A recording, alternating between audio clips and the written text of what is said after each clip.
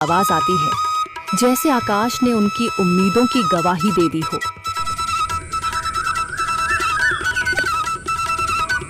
अगली सुबह राजू और शामू गांव के युवाओं को इकट्ठा करने निकल पड़े। चौधरी महेश की हवेली के सामने एक भीड़ जमा है। बाबा जी, संदरी, गांव के कुछ बुजुर्ग और किसान सभी मौजूद हैं। हम हाथ पर हाथ रखकर नहीं बैठ सकते। अगर अल्लाह ने हमें हिम्मत दी है तो हमें खुद पानी के लिए मेहनत करनी होगी। हम एक नया कुआं खोदेंगे। लेकिन राजू, क्या हमें यकीन है कि वहाँ पानी मिलेगा? बेटा, पानी जमीन के अंदर होता है, बस सही जगह खोदने की जरूरत है। हमने अपने बुजुर्गों से सुना था कि पुरानी नहर के पास जमीन नरम थी, शायद वहीं पानी हो। बाबा जी सही कह रहे हैं।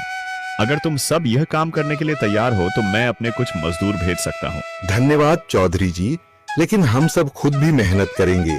यह हमारे गांव के अस्तित्व की लड़ाई है। संदरी, जो अब तक चुप थी, आगे बढ़ती है। हम औरतें भी पीछे नहीं रहेंगी। हम पानी लाने की व्यवस्था करेंगी, खाना बनाएंगी, ताकि तुम सब आराम से काम कर सको। यही हिम्मत चाहिए थी संदर। पूरा गांव एक नई उम्मीद के साथ कुआं खोदने की तैयारी में जुट जाता है।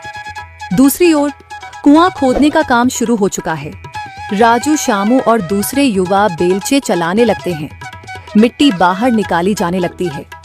तेज गर्मी के बावजूद सब पूरी हिम्मत के साथ जुटे हुए हैं।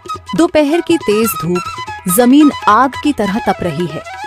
गांव के लोग लगातार कुआं खोदने में जुटे हैं। हाथ छिलने लगे हैं, माथे से पसीना बह रहा है, मगर किसी ने हार नहीं मानी। महिलाएं पानी और सत्तू लेकर आती हैं ताकि पुरुषों को कुछ राहत मिले। हमें और गहराई तक जाना होगा। अब तक सिर्फ सूखी मिट्टी और पत्थर ही निकल रहे हैं। राजू, यह बहुत कठिन काम है। अगर हमें पानी न मिला। अल्लाह मेहनत करने वालों को कभी निराश नहीं करता बेटा। तुम सब अपनी कोशिश जारी रखो, पानी जरूर निकलेगा। हिम्मत मत हारो। अगर अब रुक गए तो फिर कभी पानी नहीं मिलेगा।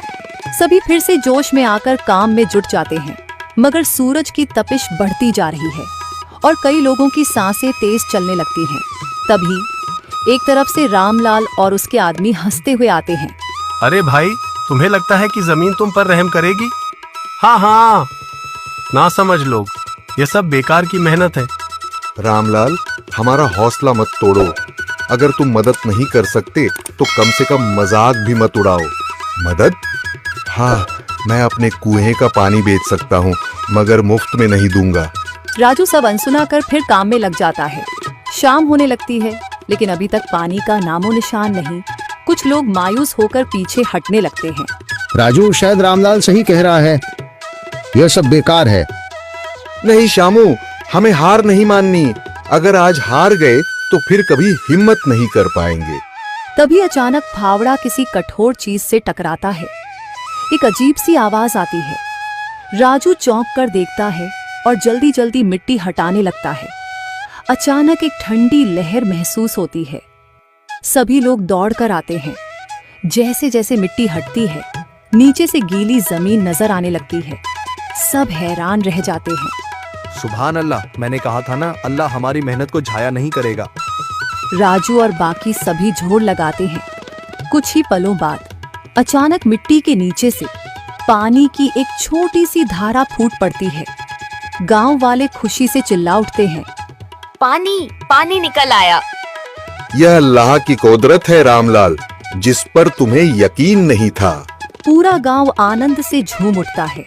लोग एक दूसरे को बधाइयां देते हैं। औरतें दुआ करने लगती हैं। कुछ दिन बीत चुके हैं।